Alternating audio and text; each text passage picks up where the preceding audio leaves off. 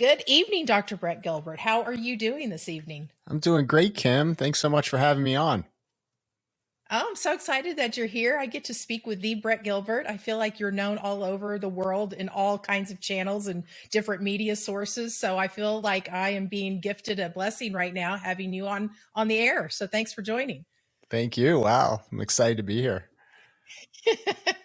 I so my little stick and my little spiel is that my favorite thing in the world is talking to people and just learning about who they are and finding anything out about them. I find all people in walks of life interesting, and I love to just sit and have a drink with them. So tonight I have asked you what your favorite beverage is, and you are coming home from a long day of work, and we are partaking in Perrier. So I want to say cheers to you first and foremost, and thank you so much for joining.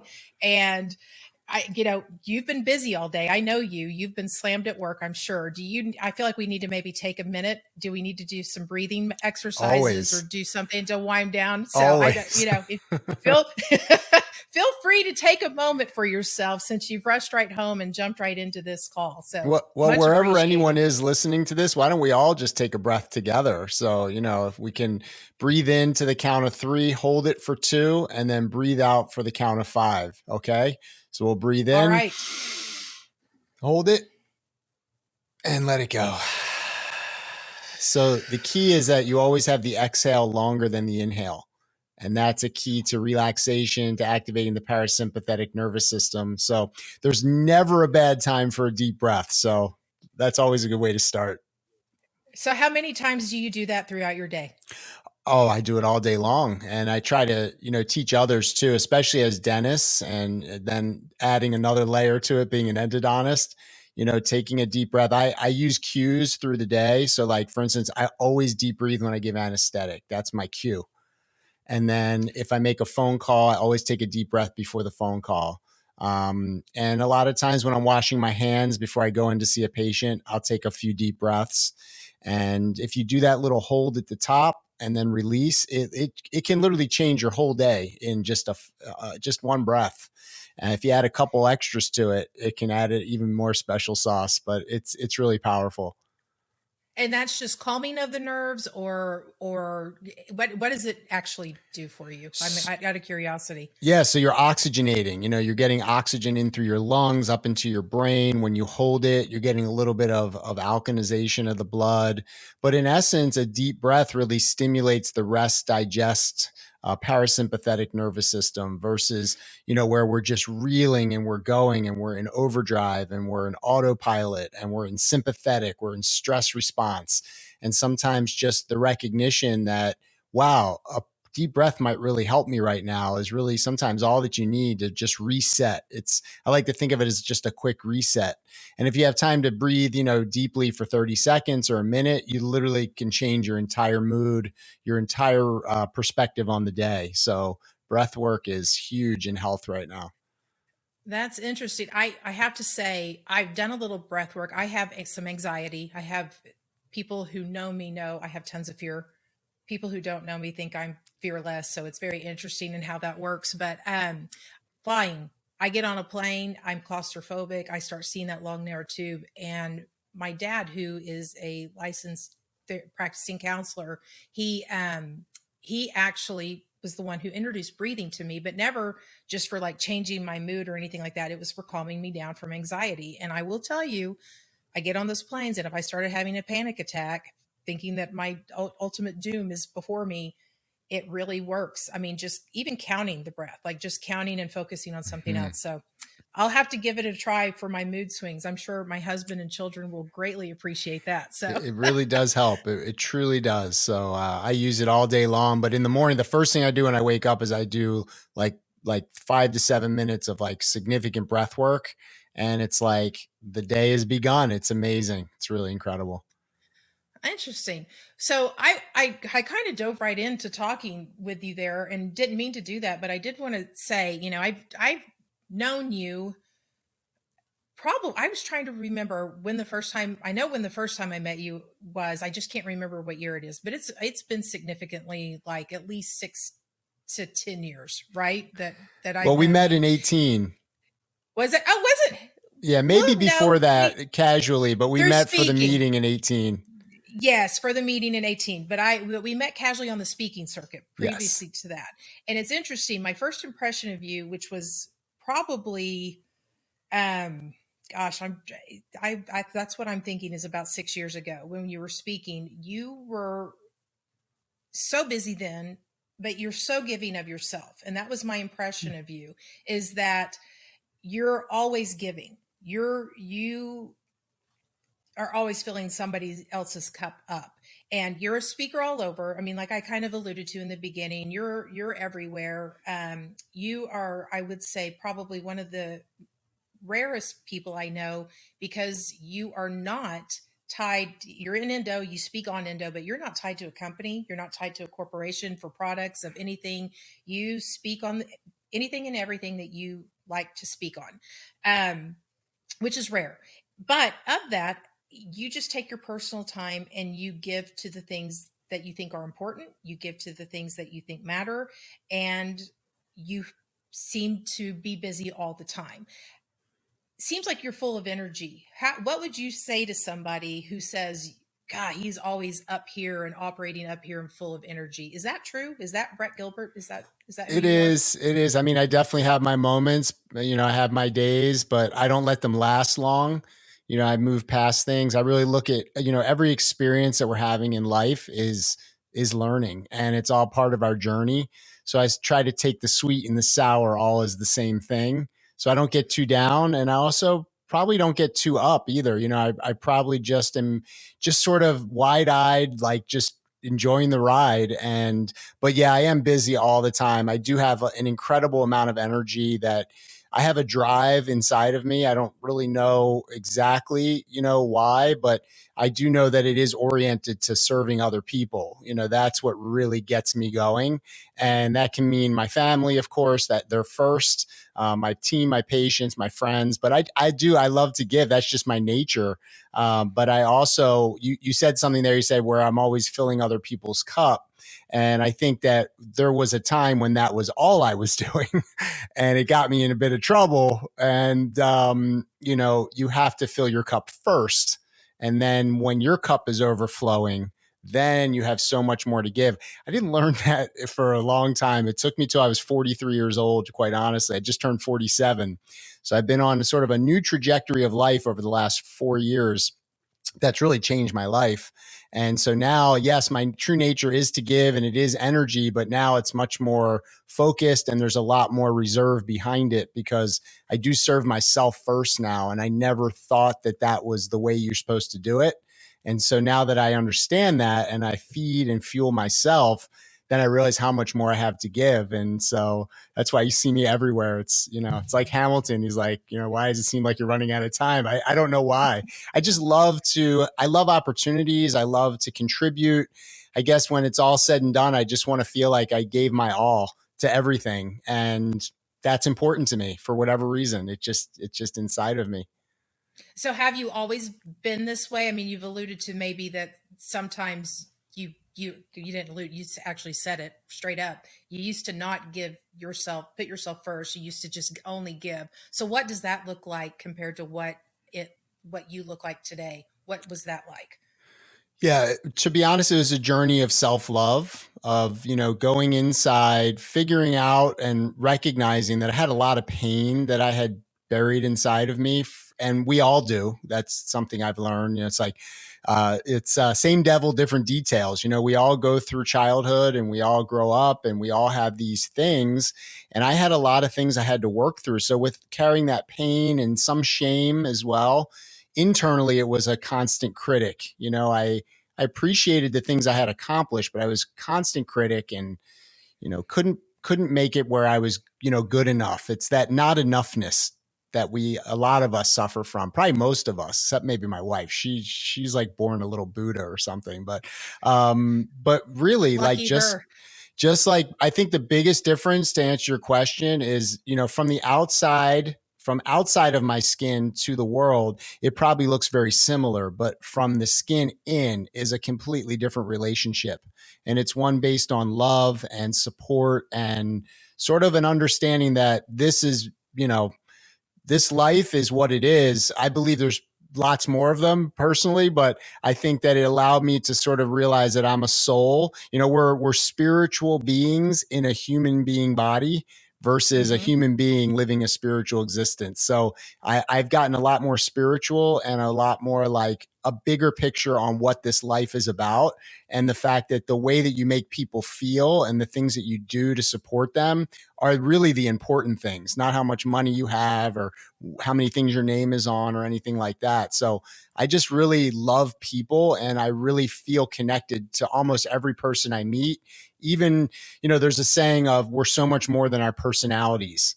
So I don't Yes. allow personality to be a blockade. I sort of see people at the level of their soul. And that was new. That was something that I grew into as I learned more and started to really appreciate myself as a soul. So when you love yourself as a soul, it's so easy to love others. And when you're an inner critic and you're constantly against yourself and you're constantly putting yourself down, well, in turn, that's exactly how you're going to treat everyone else. That's so interesting and so true. And I have a million ways that that applies specifically to my life. And I wish I had your wisdom. Where where did you start this journey of growth and learning? I mean, and what I mean by that is not necessarily sharing the trauma with us, unless you wanted to share that. Obviously, you could, but something happened, and you just said, "This isn't working for me. I need to do something different." What was that moment? This is surreal. This is surreal when you hear the story. So there was a moment. There was a moment, and it actually involved you, Kim. Believe it or not, the same Did it meeting that you're. really? It did the same meeting that you're talking about. You had asked me to speak, and it was a great day, and I loved the presentation, and I met so many amazing people. But I made a really big error in my presentation regarding the Nobody cost would of know. something. Yeah, and Nobody and didn't even register with me. and when I stepped off the stage, well, they were doing a lot of monitoring. You had the questions where they could submit questions, and many people noticed. And it was like one of those moments where I said, I'm human. I mean, I've I've done a lot of speaking. You're going to make mistakes, but when I broke it down, what I realized was, again, back to where we started. I realized how much I've been pouring from an empty cup and for how long, and I realized how tired I was, and I realized I knew when I made that slide this that I was tired, and I was pushing, I was just pushing so hard, and I didn't really have the fuel behind it. And it was actually a very powerful moment, one where I accepted that I was human and made a mistake, but I also thought more about how I had been conducting my life. And I realized that I was really burnt out. Like that was the moment. So I started to like really look at what is burnout. And I actually Googled, I've told this story a bunch of times, but I Googled symptoms of burn. And before I could type OUT, I was like, uh-oh. I knew, This is like, if you had to awful. Please Google say it, this. you're burnt out. And I confided in a close friend, and he really like just literally took me by the hand into this personal growth and development world, which I had had no exposure to. Didn't know who Tony Robbins was. I was just so lasered in on the dentistry and Mhm. finding a personal life. And, at this point I was married and had kids already. And I was sort of so lasered in that I hadn't really realized that there was all these other resources for a person to become like a wholehearted whole person. And I really dove into it. So I started to listen to podcasts and read books. I went to an incredibly inspirational like summit conference where I met all these people who were in personal growth. But the big changes came when I went into intensive emotional intelligence leadership training. So I did several like 3-4 day sessions where I would go to Columbus, Ohio, and I did this intensive emotional intelligence work. And that was the magic for me.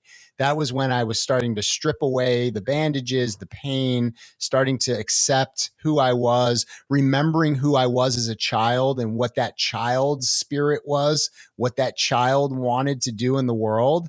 And like it never left me. And I like fell in love with myself. I fell in love with all the people around me. And I realized how much I really love people and how much my ego, we all deal with ego. And that not meaning like egotistical, but like the ego is that voice in your head. That ego is what's trying to keep you safe. The ego is what's getting you scared on the plane. It's your ego. And I was able to sort of calm my ego and start to really pay attention to my intuition. And I started to become like really more spiritual. And the journey started with little baby steps, and then it started to expand, and I started to push myself and get out of my comfort zone and do things. Social media became a beautiful avenue for me to step out of my comfort zone, to share about myself, to tell people, hey, I'm starting this crazy journey of self-expression and self-growth, and hey, it's really working for me. So I'm happy to share with you to maybe inspire you to start your own journey, because I can tell you, I feel a million times better, and I'm living a way better life now than I was before, regardless of what it looked like from the outside. So it was a real like deliberate and intentional, like I am going to start to live a different way, because the way I have been living led me into burnout and feeling just awful at 43 years old, and honestly having a lot of pain in my body too. An extrapolation of the mind and emotions.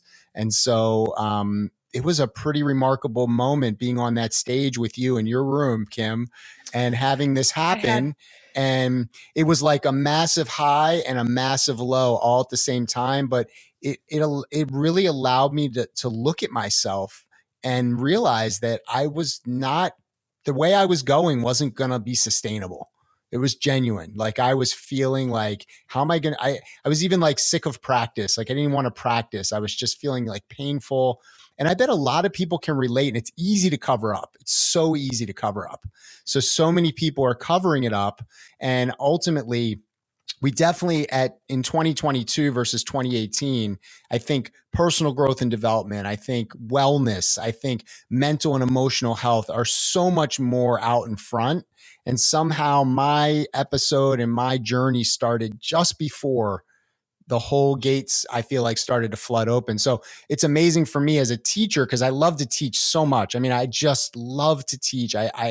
It's my passion. And so now I get to teach more than just endodontics. I can teach, and it's just sharing my own experience, but it's been powerful, and it's shown up in a lot of different places. But what it really comes down to is just being able to just literally be exactly who I am as a person wherever I go, and not putting any blinders up, not putting any walls up. And ultimately, I find that when you do that, other people feel permission to bring their walls down. So it's really, really beautiful.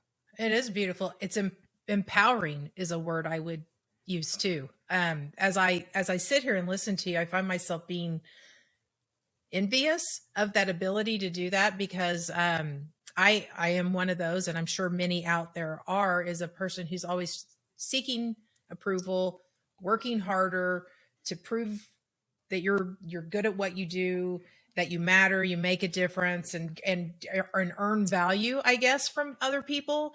And that in and of itself is exhausting. Like, just I asked myself the other day, is there a time that I've ever just been like, I'm good. I am I'm good where I am, and I'm really trying hard to be there. But I don't practice it. I mean, I don't practice it well. I don't know how to do it. So you sound like you have the keys. What would you say what if you had to give somebody 3 to 5 things that they could do to start practicing that, what would it be? Well, that you got the word. I mean, you already know this. We all already know everything, but to help you remember, the practices are the key, right? And one of them we already went over, right? Taking some breath. And breath work is a practice, and it's more than a practice. It's almost a way of life. When I have a friend that says the quality of your life is dictated by the quality of your breath. That's how important to our posture, to our well-being, to our ability to fight disease, to our mental emotional state. So breath work, also stillness. I can relate, Kim, like, we're both high performers, just boom, boom, like always performing, always pushing, always striving. And ultimately, that's where burnout comes from, because we're not taking the time to go into stillness. And so it's an overdrive autopilot that is hard to break. But so meditation, and people hear the word, and for a lot of people, it just turns them off. I mean, I meditate at least twice a day, every single day, oftentimes more than that. if I'm lucky. And what meditation means to me is just stillness, like getting yourself comfortable in a still space and just remembering that it's time to, like you just said, you're never like, I'm good, right? And the meditation practice allows you to be good every single day, just to be exactly who you are. And also to remember that you're on a journey that's everything's going to happen exactly how it's supposed to happen.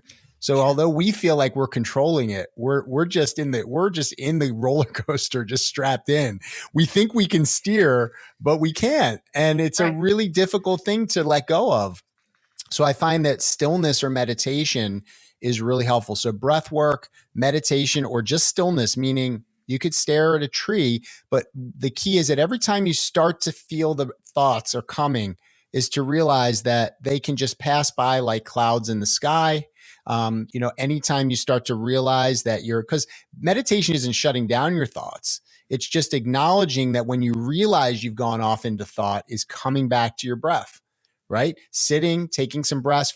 You can even say, I'm breathing in now. I'm breathing out now. I'm breathing in joy. I'm breathing out fear. I'm breathing in happiness. I'm breathing out anxiety, right? And then I'm breathing in, I'm breathing out. And then next thing you know, you're off in thought. That's the human mind. And then the second you realize it, come right back.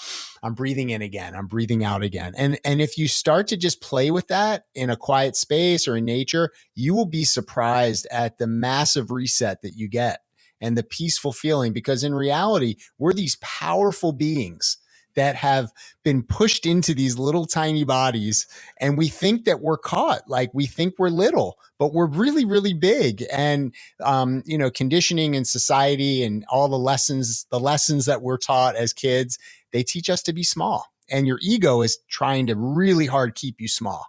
And so being still, I find, is great because you start feeling your intuition. The answers are all inside, but the intelligence isn't up here. It's in your heart and in your gut. Yeah. And when you start to feel it and trust it and don't let your mind talk you out of it, it's amazing. So breath work, stillness, movement. What type of movement you do. Now, a lot of us have done exercise, but it's always with like this drive of like, I want a better body. Right. I want to lose weight. I want to be hard. I want to be this. I want to be that. Instead of it just being like the joy of like moving your body. So that's where yoga has been a huge part of my life. And even in the most basic form, I taught myself yoga in my basement watching YouTube. Simple as that.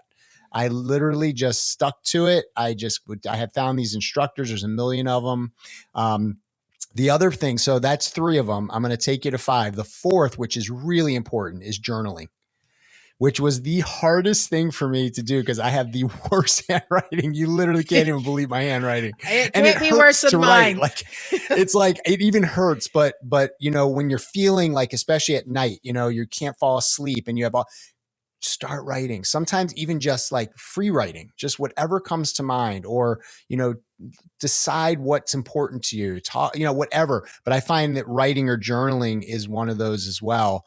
And then honestly, having an accountability buddy, having one friend or family member who's also looking to make this move into a better lifestyle, Mm-hmm. so that you can help each other and support each other. And so I think community or tribe or whatever you want to call it, along with the journaling and the movement and the breath work and the stillness, to me those are sort of my secret ingredients to this moment.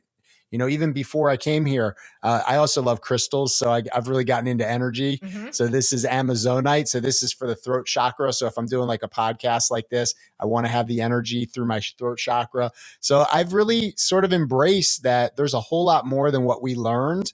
And I had to teach myself, and I've had a lot of good teachers that have helped me. But I ultimately really find that my calling, I believe, aside from saving teeth, is to really help people with this. And it all started with me, myself, and I making a big mistake in front of it was a huge room of like the most esteemed endodontists in the world. And I felt shame and I felt embarrassed. And I think it was the best thing that ever happened to me. Well, so one, I hate that it was with me that you had that experience, but I guess if it led to the best thing to ever happen to you, I'm grateful for that then. But truly always a pro. And I hate, man, shame. Shame is a Hmm. really tough thing. So I'm probably sharing too much TMI. Anybody who knows me, I'm always going to go straight for the TMI information. Shame is something I've carried around for forever. I got pregnant as a teenager and at 15 years of age, very, very, very young. And I had the child. I gave her up for adoption. She is 30. I'm actually a grandparent now. I Wow. know, wonderful story for another day, but informative years, huge impact on my life, shame that I have been battling. And it isn't until recently that I even realized that that's what it was. It can kill you. It really can kill you. How does somebody, do you have any advice to people who may be fighting shame in any different way? I mean, mine probably maybe is an extreme version of shame, but like we said, trauma happens in all shapes and sizes. And how do you overcome it? How do you overcome the voice of shame? Because it's a big one. Are you familiar with Brene Brown? I am. Brene Brown is a shame researcher and has written some incredible books that I've read that are really, really addressing the shame. And you're right, shame can come from a million different things, and the magnitude of it is different, and everyone's perception of the magnitude. But shame is a big, big issue. So Brene Brown has a few amazing books that really address shame that I would highly recommend you reading. And I want to also acknowledge you for what you just shared. You know, that in and of itself is really something beautiful for you to have just shared that, and recognizing the shame that's behind it. Like, that's how you break through, is to just sort of be like, this is who I am. This has been my journey. It wasn't an accident. It was exactly how it was supposed to be. And that's the only way that you can look at it. But I'm trying to think of the name of the book. I'm drawing a blank, but Brene Brown has an incredible series that really deeply addresses shame. I might even have them sitting on my desk right now. Rising. But have you read them? I haven't. I just got this one. Rising Strong is one of them. But there's one in particular Is that I'm gonna look. was one of my favorite books The Gifts of Imperfection. That is it. That's That so book weird. right there. The Gifts of Imperfection. I can only tell you that the pages in between those two covers, Kim, will be a huge, huge support for you. And for anyone listening, the Gifts of Imperfection, and her concept of the difference between people who are living a wholehearted life and people who aren't, and the relationship to shame and what it does to you, and how it impacts every single thing that happens to you in your life. And so, yeah, shame is really one of those big, big, gorillas in the room that people don't want to talk about, but we all feel it. And we suffer from it. And I personally have had to deal with a lot of my own shame on a lot of different things. And I think that that's one of the things, even with high performers, that, there's a lot of drive because you're trying to make up for something. Yeah. Overcome and overcompensate. Yep. 100%. So that I'm so grateful for you for sharing that. And the fact that you actually have the book sitting in your office within arm's length of that was highly recommend not premeditated at all for the podcast either. That actually was just a moment. So that was meant to be, but I'm glad, because I literally just bought both of those and said, I don't know why. I've heard several references to them, and I just feel like I need to read them. So I went and I bought, there's 3 of them, and the other one is Daring Greatly. I don't know if that's related to these two or all, which I have. But start with the Gifts of Imperfection first. Okay. I mean, I was taking notes. I was I couldn't get enough of that book. And the other book that was really helpful in the beginning of my journey was Man's Search for Meaning by Viktor Frankl. Okay. A very powerful book that, when you distill it all down, it really comes down to that we have control, no matter what conditions we're in, of how we feel love for others, that we can love no matter what. There's nothing you can do to an individual. And he was in the Holocaust. He was a survivor that could take away his ability to feel love. And it was so beautiful. So those 2 books were actually my first 2 books after I got home from that first conference that I started. I was came home and I told my wife, things are going to be different for me now. Like I'm starting a new trajectory and I knew it, but you're also like, oh, I hope I can keep this up, Yeah, but yeah. I did. And then you slip a little bit and maybe you have a week where you're like, oh, I feel like my old self, it's over. And then you have a massive breakthrough. And then it's a constant series. You asked me that actually earlier in the interview. It's like sometimes you fall back and you're like, oh, it's over. My growth is over. And then you break through. And then after you do that 3 or 4 times, you start thinking to yourself, wait a minute, I see the pattern now. Like it's not a linear, it's all over the place, but you're always growing and you always start to have more confidence in your ability to bounce back. You know why? Because you have the practices and the tools to do it. That's interesting. And so just as you're speaking, I'm sitting here kind of because I'm new to all this, obviously. I am new to and we didn't even I don't even think we knew that this was a common thing that we had. So it's interesting that we're having this conversation and I'm taking it down a path for a second to we're digressing and we'll get back to kind of how that pertains to dental. But when I as I have learned more about myself, I start recognizing when I'm going down that path now. Like if I'm going to a place that's kind of destruction and what I'm going to call, I call them it's the self-doubting, self-deprecating thoughts that come in that just want to beat you up. So it's what you call the ego, apparently. And I have never heard it called that. So that's interesting. But immediately, I will say the more I go there and the more I pull myself out of that, the faster I do it every time. So you get better at practicing. So I don't even know if I can go in and now I'm doing now meditating. I'm terrible at, I have to say. The breathing I can do, meditating, that is going to require some practicing for me. But yoga, I will say, gets me into more of a space where I think I could do meditating because it calms me and stills me. I'm also known as being ADHD. So my mind is constantly just swirling and swirling. Sure. And, but it gets me to a place of stillness and then where I can just be. So, journaling, oof, I'm going to have to try that one. But these are all things that I recognize. I do want to take us back for a second though. So you're an endodontist. First and foremost, you're an endodontist. One, I have a lot of questions, but how do you utilize all of this with your patients? Like, do you practice any of this? I mean, they all walk in your practice. They're all high anxiety, probably at this point in time. They're in pain. They don't like being at the dentist usually anyway. How do you help them through this? Do you use any of these tools? Yeah, well, I think you use the tools so that when you walk into the operatory, you are literally the best person you can be as yourself. And there's energy. We all, we more rely on, we think like the things we say and the things that we do, but we have an energy about us that we're all communicating with our energy, even if we're not conscious of it.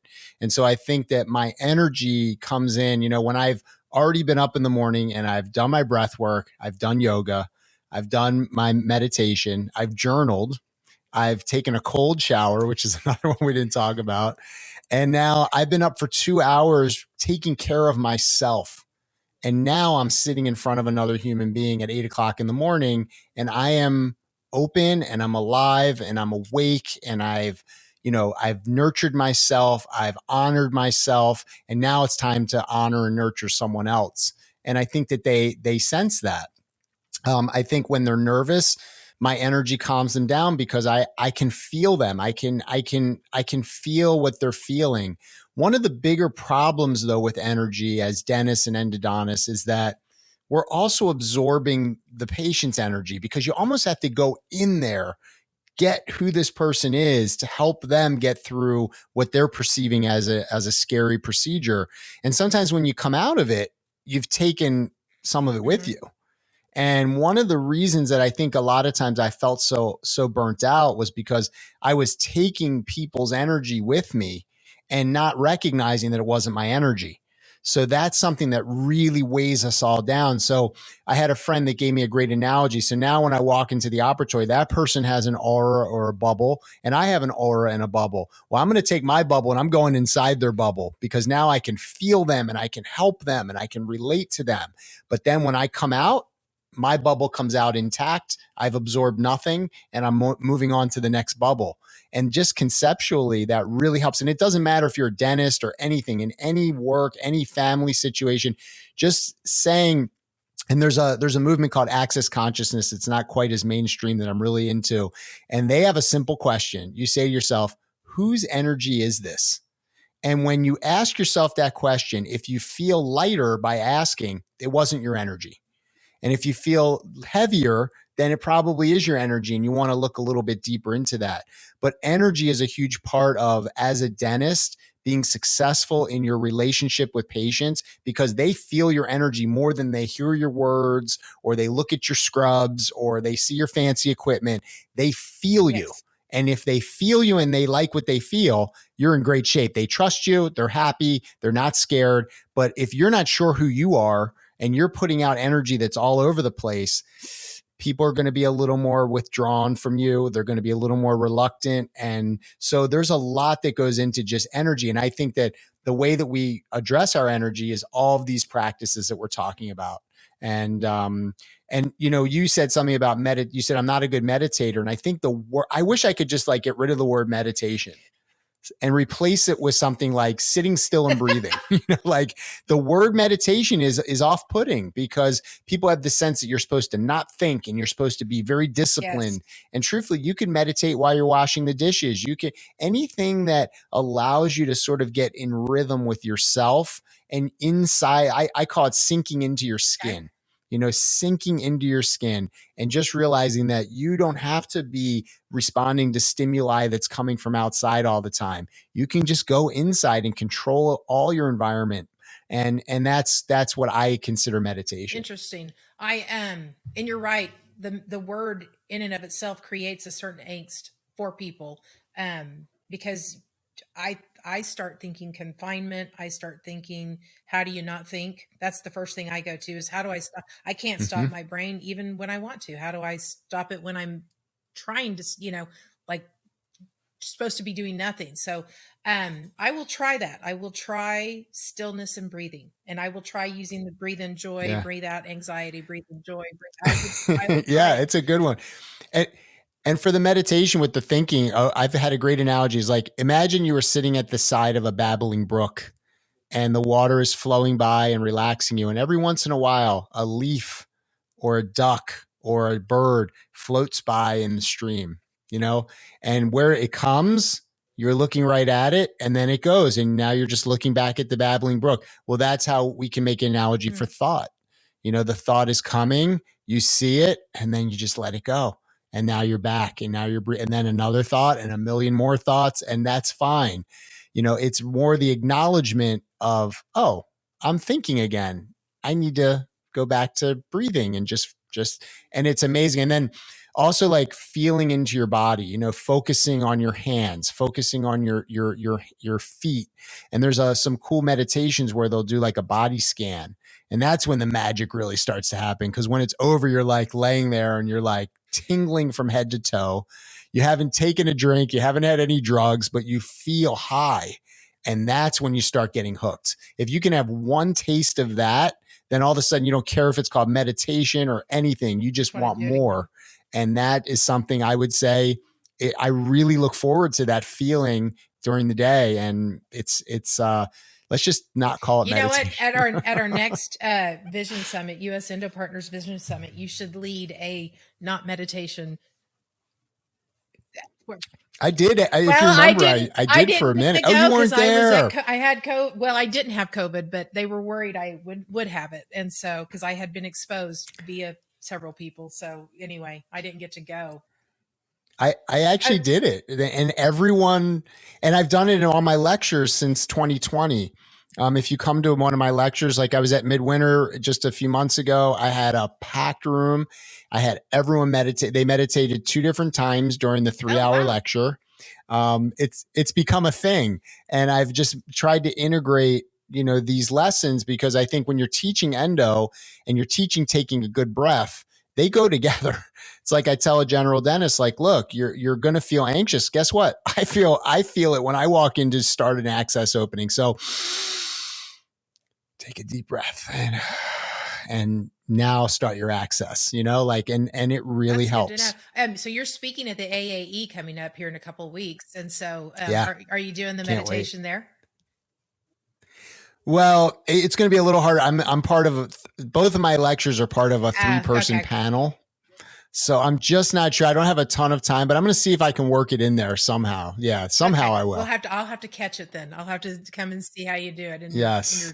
your seminars. So, um, going back to how so you're in your practice, you were in a place where you suffered burnout, and I wanted one ask you, what does burnout look like in an endodontic practice or dental practice, and then two, um, how did this change affect your staff, your team, your people, that are around you every day? I'm assuming the energy shift also impacts them, both negatively and positively based off where you were. But I'm curious to see. I mean, I think you talked about, you went to this emotional intelligence leadership course, and I think leadership in endodontics, you're taking this team on, and not everybody is a great leader of their team. So how did you take everything that you're learning and apply it and become a better leader for your team, and how did it impact them?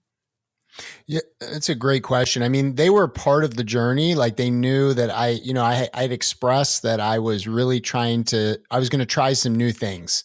I wanted to be happier. I wanted to be healthier. So they were a part of that. Like, they knew I was going for this round, and then I would tell them about it. So I think there's a palpable change where people, by osmosis, they start to pick up on it.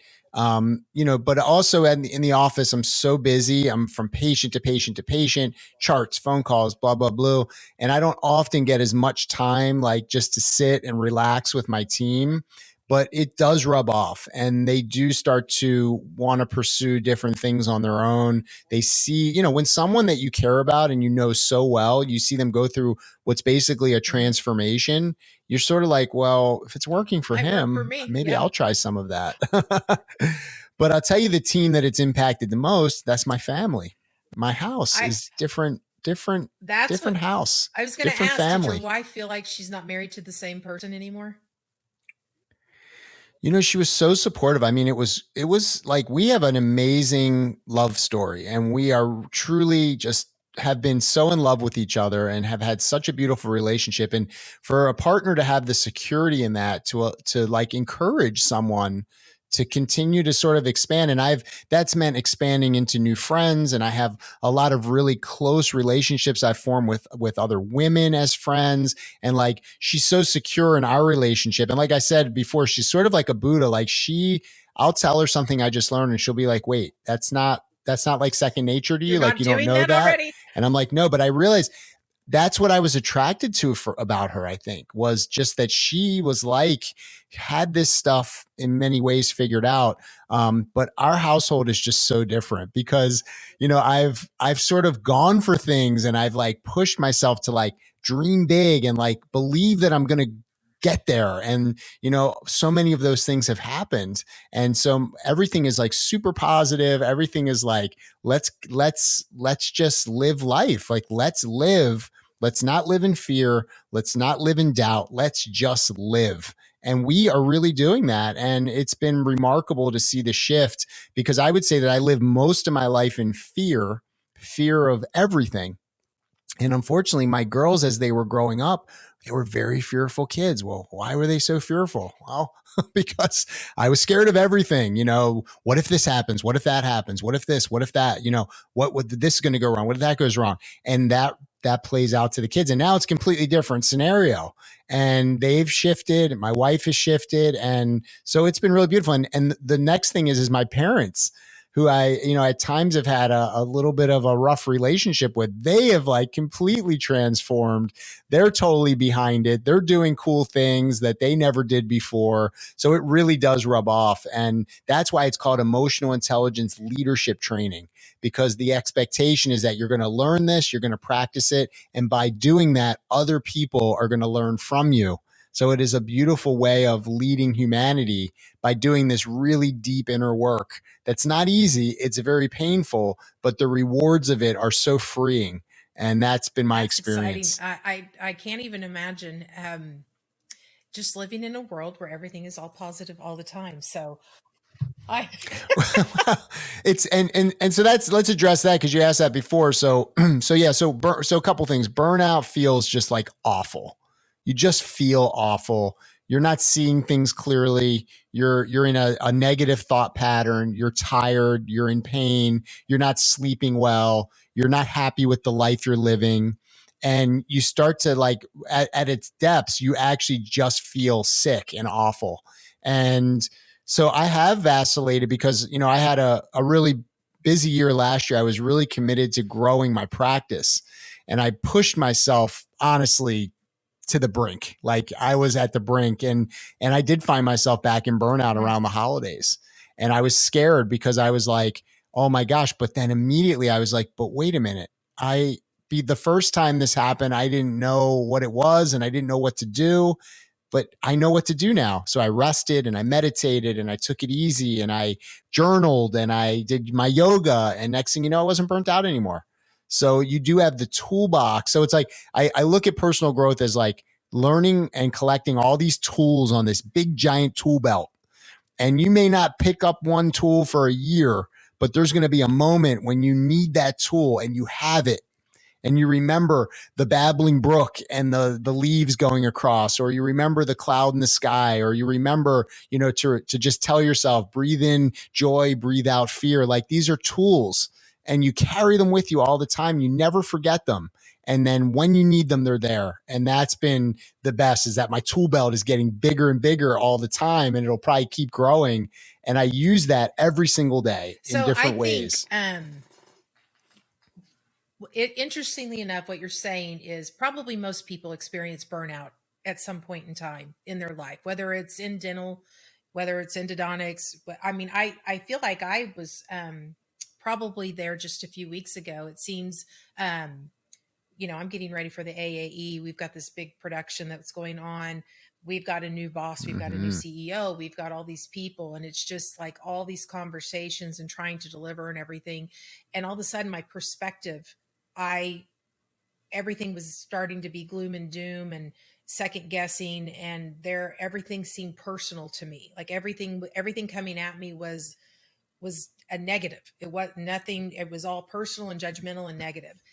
And I had to stop and just take a moment. I didn't realize that's what I was doing, but I was like, I just need a day. I need a day to just decompress and be still. Maybe I'm doing this more than I even realize I'm doing it, Brett. But um, but Mm-hmm. but after just Mm-hmm. literally taking a day, I reconnected, hadn't been doing yoga for a while, hadn't been exercising for a while because I'd been so busy. After reconnecting and doing all those things, it's weird how much better I just feel. So, yeah, I mean, it's Amazing. crazy. Yeah. Well, thank I you. acknowledge you. I'm I glad you're acknowledge you. validating me because it's all good. I think sometimes it's just in my mind, but people who grow. So we've got a lot of people who are going to be listening to this that are going to be starting out in a practice, or they're getting ready to graduate and they're coming into a practice. Everybody is pursuing excellence. Everybody is growing all the time. They should be, right? I think you said to me, there was a quote you said to me, oh, and I'm not going to have it exactly right, but hold on, I'm going to go back. This was in a conversation before. It is, it was something about the thing we should fear is staying still. It shouldn't be fear itself. The thing, I think that's what Mm. that was the summation of it.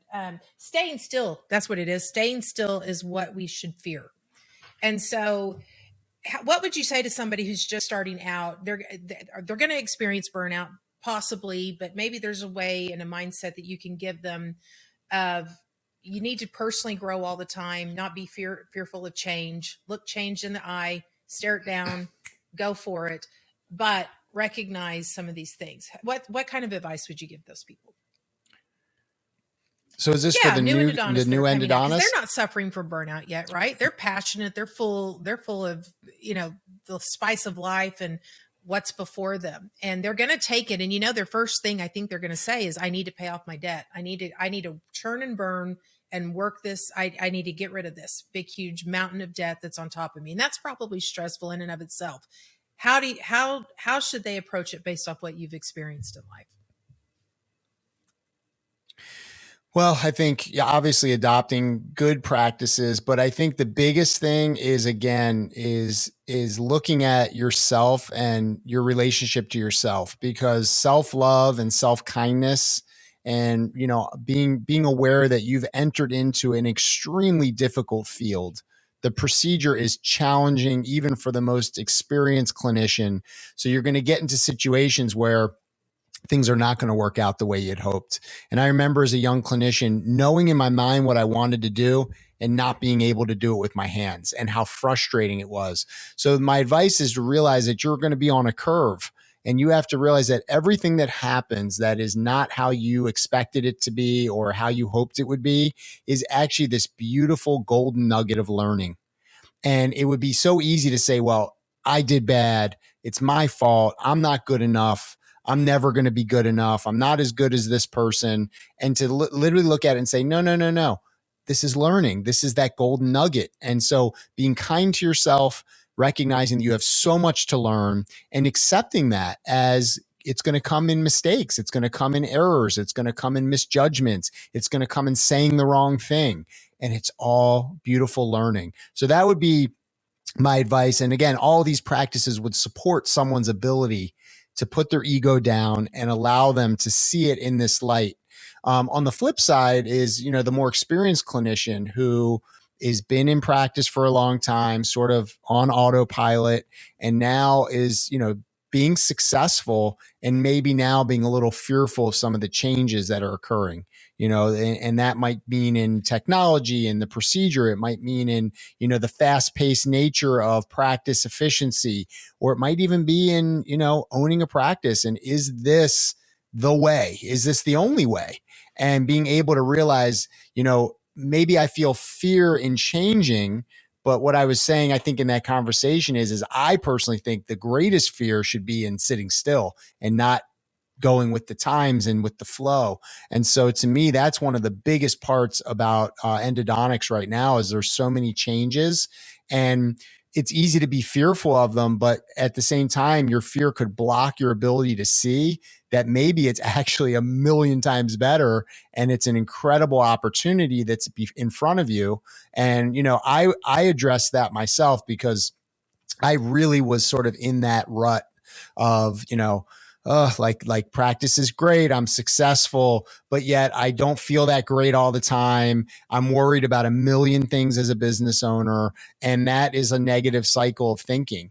And ultimately, there are ways that you can help yourself in that situation. And then there are also sometimes it's like you look out the window and see what's going on in the world around you and realize that maybe there's more support out there than you thought, maybe because it never existed before. And I'm going round and round here trying to figure out what my future looks like. And maybe the answer is right in front of me, but I'm a little too afraid because this is how I've always done it. And that's one of the things I think that we have to be open to change and not be afraid of it. And I think we talked about shame and we talked about fear, because those are the two things that hold us back. You're absolutely right. In life. And, we all deal with it. I don't care who you are. I deal with it constantly. I just recently had to work myself through a period of time in the last month where I was so hard on myself in regards to my patient treatment, because I was loving these patients so much and loving them as souls.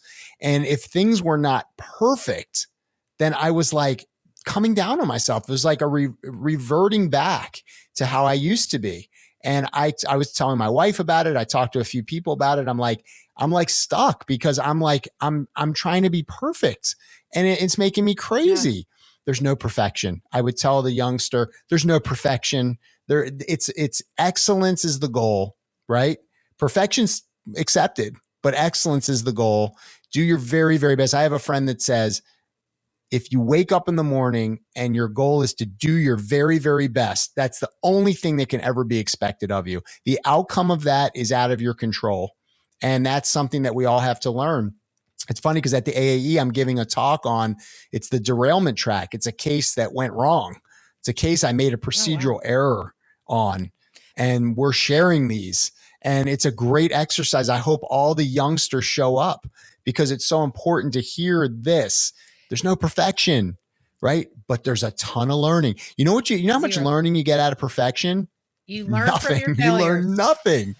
So yeah, you learn from, so that's kind of what I would say. But the roundabout is that I think in endodontics right now, there's opportunities to shift your whole life based upon the practice setup that you're in. And all of you listening to this recognize that Kim and I are associated with US Endo Partners. And for me, it was like, you're sort of manifesting things in your life that are going to support you. And I feel like US Endo Partners was sort of a manifestation, because it like all was happening at the same time of this journey for me, and learning about US Endo Partners and seeing who was involved, and my ability to partner my practice with the other practices, and my ability to have a team of support has allowed me to come home and breathe, and look around and look at nature, and not be worried about my physical space, worried about my payroll, worried about my accountant, worrying about X, Y, and Z. And what it's also done is allow me to renew my relationship with being a clinician, because I don't have to worry about so many things that I was so worried about every day. And also being the clinical guy. Now I can push all of that aside. I still lead my practice. I still love that. I still make all the clinical decisions. I have autonomy in what I do. I've grown in every way because of the influence of my other partners. And I'm like this clinician that I never actually dreamed I could be. That's being totally honest. I've grown as a clinician since I joined US Endo Partners. That has actually like astounded me. And I'm going to continue to do it.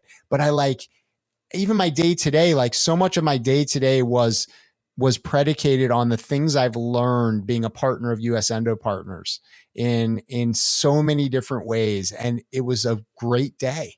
It was just a great day. And had I can't say what it would have been like if I was still the single owner of my practice, but I can definitely say that today was just one of those days where it's like the influences of being a partner in a team that is so strong and so committed to each other's success. Like, I've never been on a team where everyone was so excited about other people's success, because other people's success in this case Right. is my success, and vice versa. And so to support a healthy personal lifestyle, you sort of have to have your business in check. And I think that as a single business owner or a small owner, you're really in a difficult spot where I was carrying a weight on me all the time that has been lifted. And by lifting it, I feel like I've It's been able to amazing grow even more. because you guys are entrepreneurs. You're out, you're starting your own businesses from scratch, usually, or inheriting somebody's business that they started as an entrepreneur. And literally, and you get no training really on how to do that. It's gut instinct, and you're all pretty good at it. I mean, I don't know too many endodontists that are living shabby lives, and just it's you're all successful in your own right. So that's a testament to how smart you guys are. But it's stressful, and I will say, since we have joined this, this new thing that we're both a part of, which has changed my life dramatically in different ways, because obviously I'm not an endodontist, but it's for the better. And it's because a lot of what they do is focus on this whole person um, model, which is better people make better endodontists, make better practices, give better patient care. And it's that mantra that we live and breathe. And that's why you have been such an influence to so many of our partners. Just all of them talk about how lucky they are to have you, and as much as you feel like they're to lucky to have them. Oh, wow. Somebody said that they like just want to record, they want to walk around and just record every word you say, because you're always seem to be so full of wisdom. But I think it's interesting. I lost my train of thought there. I started thinking about all that, but I think it's interesting how the community impacts who we are, and not one person that I talk to anymore is complaining about anything. Um, it's this whole like, and very rarely do we talk about endodontics, which is really weird for endodontists as well. It's not that you guys don't talk about that a lot, but you and I don't think we've had one conversation. I think it's always been about life outside the world and outside of practicing every time we've had a conversation now, or something that we're trying to do outside the practice. And I think that says a lot right there, is that we are living life. It's not just me before this was all work. I mean, that's all I did was work. And you guys practiced and worried about a practice, and that's all you did. So anyway, it's interesting to see it come full circle and watch things happen in real time about how people's lives are changed and improved for the better. That's our hope anyway, is that everybody will. So um anyway, I love the fact that you said, you're just being very transparent. Are you through the burnout? Are you through the stress? No, you're not. I mean, yeah, it comes and goes, right? But it's I battle it every day. Every day, I battle my own anxiety, and I won't say battle, because the way that I look at it now is almost like a child who's having a temper tantrum, and recognizing that that part is in you, and it's okay. It's normal. It's how you react and respond to it, So to me, it's sort of like, oh, wow, like, and every day is different, right? You get in your car, you drive into work, feel different every single day. Wake up to do my yoga, feel different every single day. Every day is a little bit different. There, I'll just tell you a quick story, but there's another analogy that someone told me that was really powerful, which is like, if you think of yourself as like an innkeeper, right? So you wake up in the morning and you figure out who your tenant is, right? One morning, your tenant is nervous and jittery and unhappy. And you're like, okay, well, I'm going to have to just deal with this tenant. They're not going to be easy, but I'm going to placate them. I'm going to or you wake up and someone is just full of energy and excited. And you're like, okay, wow, we can work with this, or sad or anything. And so they say, like, analogy of the soul is like the witness, right? So you're like witnessing yourself, like, who are you today? Who is that other part of you? And just saying, I accept you, I acknowledge you, and we're going to work through this. And if it means we have to breathe more today, if it means we have to do more meditation today, or if it means, this is not a day to try to get a million things done because I feel stressed, as another day where you're like, what, I feel really good today. Maybe today's like a great day to sit down and write this or do that. So I think that that's just acknowledging ourselves, like meeting ourselves where we are in that given day or moment is probably the biggest help for me. Because my girls are like, I feel anxious. I'm like, guess what? So do I. Feel anxious every single day. I feel anxious sometimes every time I walk into the operatory. Like I feel, you feel it, but how do you interpret it?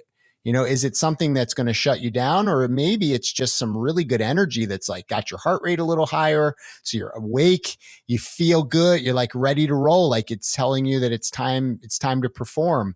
So I think that's the most important thing. Like, don't look at me and think that I'm not stressed and I don't have anxiety and I'm not in a bad, because I'm all of that. It's just that the way that I manage it is a different way than I ever managed it before. And it's helpful because I can shift on a dime. I can just shift. I can take a few deep breaths and tell myself I'm shifting. I'm going to shift. Sometimes I'll shift, and just all of a sudden you're like, oh, okay, I'm sort of in a new place. So, but back to US Endo Partners in that way, I think one of the big buzzwords in the world is culture. But what's been cool is seeing this startup, like Kim, you and I were like really in at, you were in even before me, beginning. But we like it was like brand new when we got together, and to see the culture build. And it's been so beautiful because it's so in alignment with what I'm building for my personal life. And it really, I've said this before, but it's like, I've never been part of an organization where there is such a focus that every single person that's involved, the goal is that that person has the resources and the support to live a better life, to feel better about themselves. It's incredible. And I had these conversations with so many endodontists about the opportunity and the partnership. And, of course it always starts with the business part and the money and and then I say, but you can't understand, like, to be a part of this team is incredible. To be a part of this endodontic team, I mean, it's literally been life-changing. I'm like, but then on top of it, the overall business model is that they really, really are all about the human being. Like they want you to be this whole human being, like living this great life. And I don't think there's a lot of places that we've been in school and practice in our Mm-mm, communities where we've mm-mm. ever No, experienced that. I never have. And it's been it's so refreshing coming from a beautiful. corporate environment where I you get it becomes about the almighty dollar in a corporate environment, and that is, yeah, you can chase that all day, and it always is more and more and more. And what I love here is we're chasing I can't talk chasing patient care. It is, how do I make my patient's life better? And what I do, if it's not good for the patients, we're not going to do it. If we're not good for our endodontists, we're not going to do it. If it's not good for our specialty, we're not going to do it. Like, those are the checks. Check the boxes. Is it first good for these groups, these people, and how does it help them? And not only that, but how does it help them pursue excellence and better their lives? Then we're doing it, and we're all in. And it's just, being on the opposite side of this. It's so fun to be a part of that momentum and help you all. Mm-hmm. I don't get to do anything special. I don't get to save people's, teeth and change lives and get people out of pain, but I get to do that via you, and it's really powerful for me to know that I'm a part of something. And it's interesting talking with all of our partners teams, um the office managers, the people that are they feel the same way. They get their perspective on what this is and what they're a part of has changed, and it's kind of it really has changed their outlook on, oh my god, I get to help people get out of pain, they're such an important part of that. So that's another thing I love about US Endos. It's Mm-hmm. not just Are they about our ever? doctors, it's about that whole practice and bringing them along for the ride, and saying yes. That's a whole thing we do right now. Say yes. Say yes to the people and Yes. get them out of pain and help them. So anyway, it's a lot of fun. and and and just you sort of you sort of played it down a little bit for yourself and your role, but your whole team, what you guys have done to look, we're really good at endodontics and we're good people at the endodontists and we're supportive and we're loving, but we can't promote our specialty. We can do it from the chair.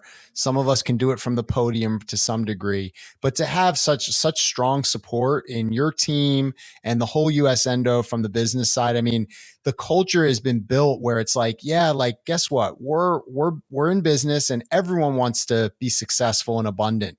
But we're going to do it in a way in which that Exactly. abundance isn't just equated to dollar signs. And I'm afraid of what I'm seeing in the periphery, of other whether it be DSOs or whether it be other organizations where it really is still Hmm. so dead focused on the dollar sign. And I think that it's so clear that abundance is so much more than money, but money's part of it. So if you abundantly feed into, so if you look at wealth as your dollar amount in your bank account, Agreed. that's not wealth to me. Wealth is waking up in the morning, looking outside, seeing the sun, seeing the trees, loving your family, being present in the moment. And I truly think that US Endo Partners allows me to do that and allows its partners, maybe even some that have never, like me before I turned 43, have never really been exposed to some of these concepts. They're embracing it like crazy because they feel it, their team feels it, and I just love it. I mean, my office practice manager Janice, who's been with me the whole time, she just looks at me some days. She goes, I mean, US Endo has been such a blessing for us, like in every way. She knows I feel, when I came to her and told her what I was What doing, are she you was doing? like, her eyes were like saucers. She's like, you're not leaving, are you? And I was like, oh no, I'm not going anywhere. But like to see what it's meant to her and our whole team, and then to see the relationships between all the practice managers and practices and doctors, and It is. it's a whole lot of love in there, Kim. So that's what I want people to know is like, hey, there's a whole new way of living and being an endodontist and being on a team and learning how to live your best life and having people that are really committed to making that happen, that aren't just you and your spouse. A lot more gets done as a team. It So is amazing. it's been pretty And amazing. something that I hope everybody will at least look into. Honestly, it's too good. It's too good not to. And you know, and they should. So I Absolutely. And if they're at AAE, come find us, because we're there. We're ready to show who we are. We're ready to be available to discuss and to, really get to know you and have you get to know us. And if you don't know us already as individuals, come by and say hello, and you can talk to all of our partners are going to be around. And Kim has created a beautiful booth and space. I think that's what I love about where we're headed with the AAE, is that you've sort of created the space.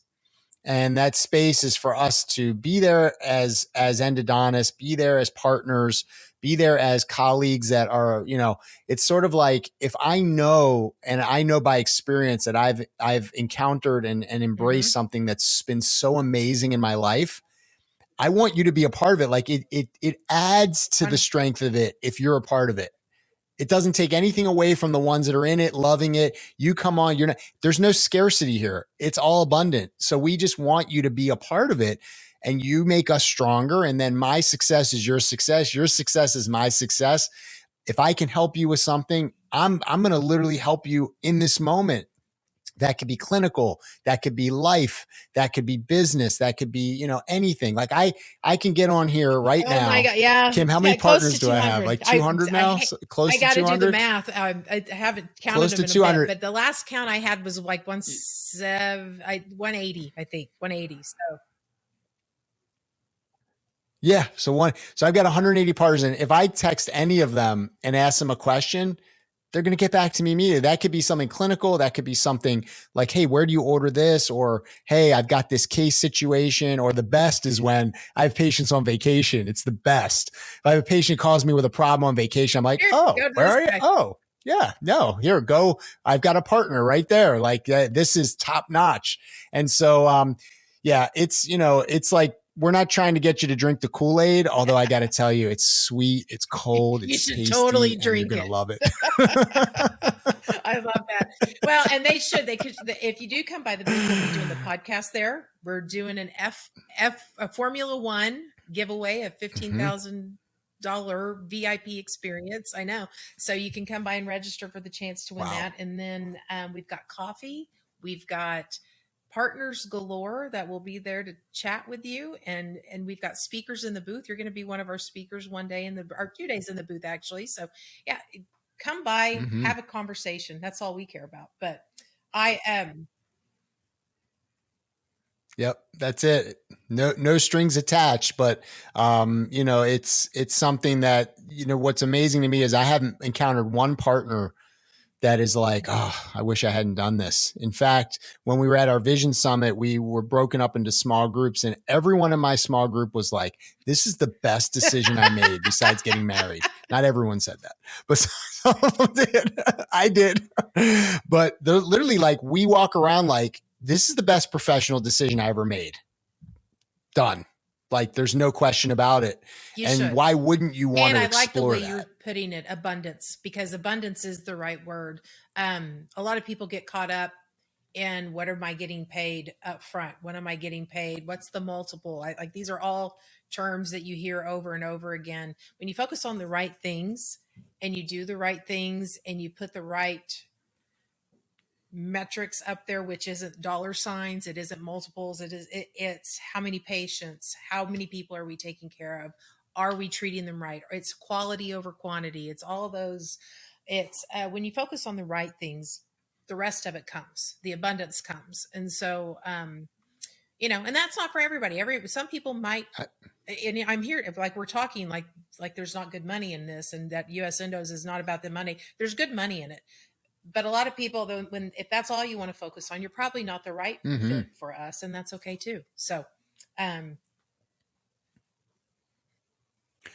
yeah, I think that's the thing that also the reason why we say it's the best decision we've ever made is because when we see how our investment is being managed, right? We all have investment managers. We all, throw our hat into the ring and you're an investor. When you see how it's being managed, then that's why it becomes one of the best experiences because of all these personal benefits and all these professional benefits. But then you realize that the partners have your investment and we are working it into a way that is benefiting everyone, benefiting our specialty, benefiting ourselves, benefiting everyone around us. I mean, even to the point that we've had the ability to Yes. create incredible abundance for people in need, making it an incredible donation to the Foundation for Endodontics, which I'm so proud about, the domestic Yep. care program, which you spearheaded with Kirk.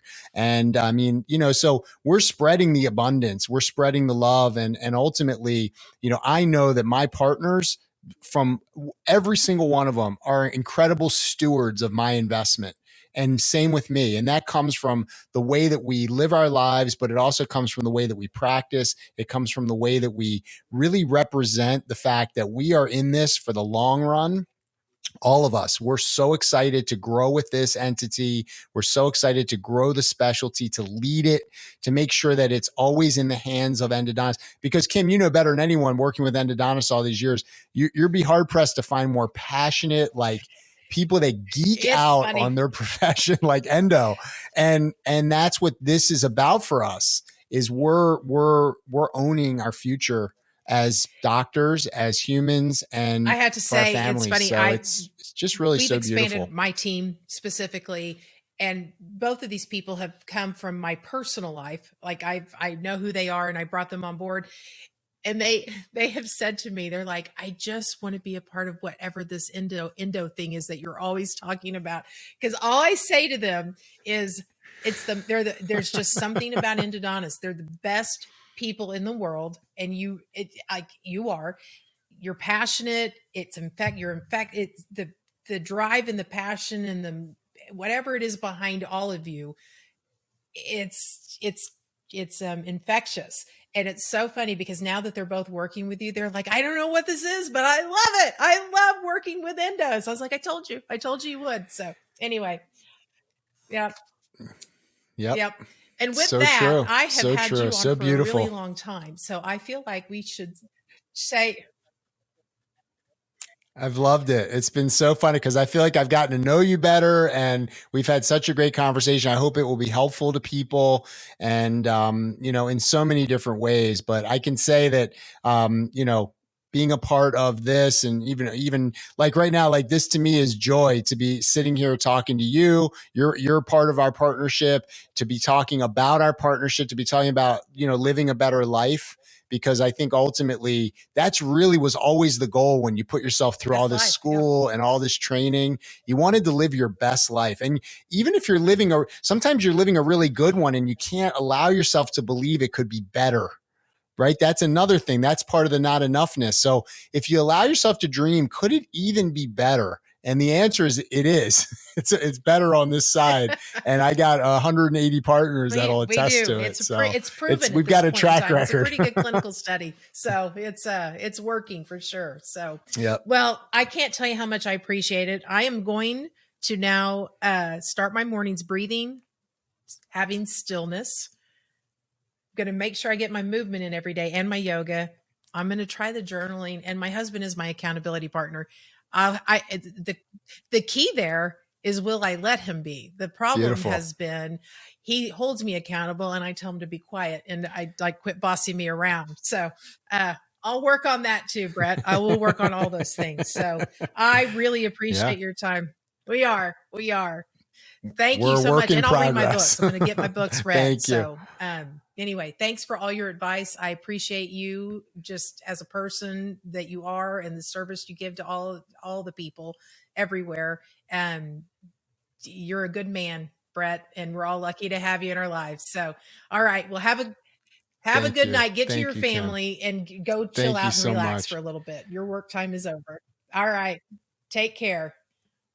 Will do. Thanks, Kim.